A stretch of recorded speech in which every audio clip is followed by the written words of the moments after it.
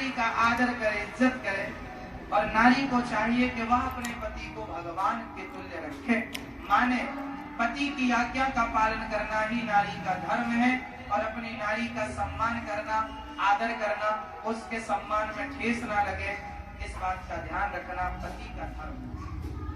आप पति पत्नी दोनों साइकिल के दो पहियों की तरह हो, एक भी पंचर हो जाए तो साइकिल रुक जाएगी।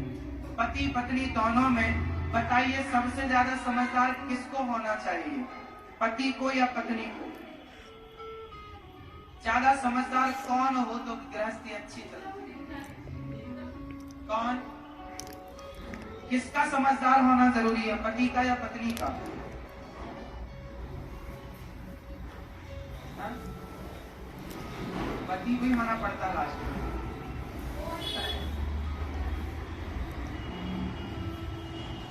वैसे मेरे हिसाब से पति और पत्नी यदि 50-50 दोनों समझदार हो तो वो गृहस्थी सर्वश्रेष्ठ है, जहां दोनों समझदार। अच्छा, समझदारी कैसे आएगी? जब पति पत्नी की हर बात माने, जब पति पत्नी की हर बात माने और पत्नी पति की हर बात माने, तब जाकर के गृहस्थी ठीक। आप बात मानते हैं अपनी पत्नी की, इसलिए तो भगवान ही मानती हो।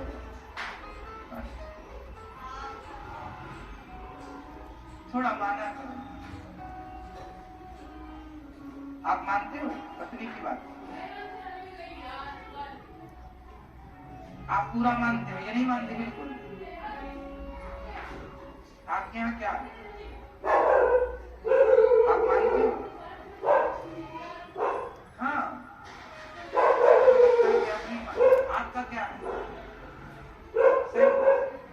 आपका ये पंचायत ना करो, ये बताओ कि पति की बात मानती हो कि नहीं? मानते हैं? तो पति आपकी मानते हैं?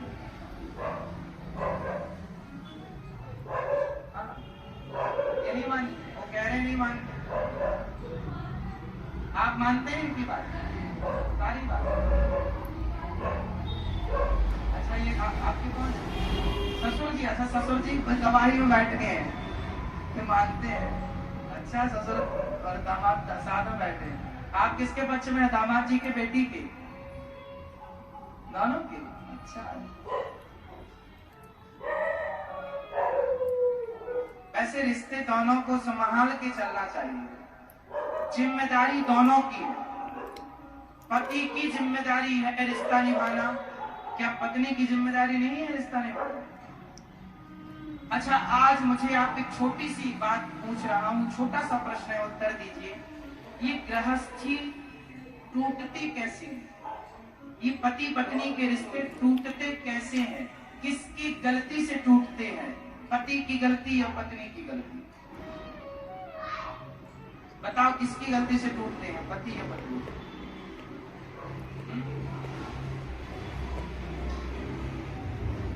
किसकी गलती से टूटते हैं?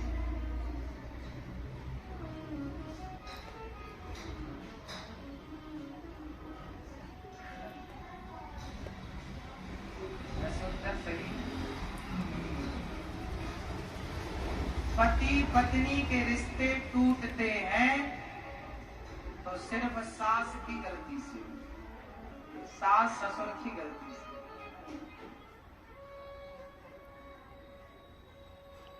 हाँ, यदि माँ बेटी को बार बार फोन लगाकर परेशान ना करे तो रिश्ते नहीं टूटेंगे।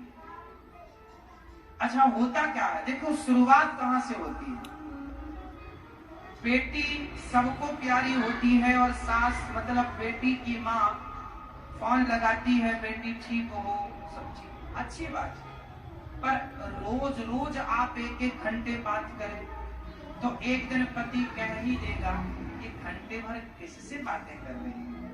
फिर आप कहेंगी हम माँ से बात कर रहे, लो सुन लो, कोई दूसरे से थोड़ी कर रही।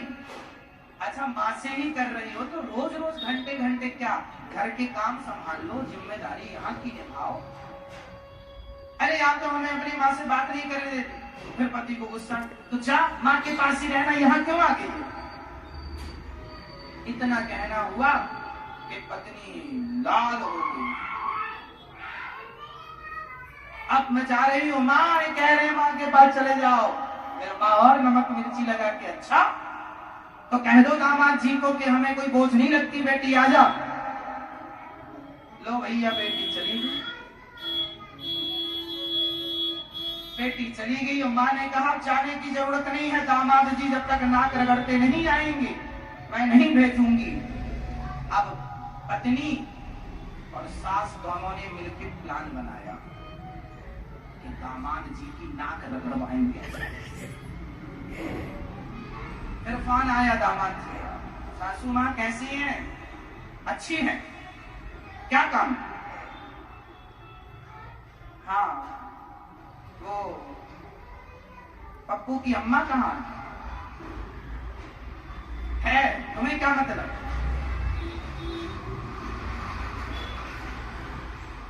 बोल दो आ जाए।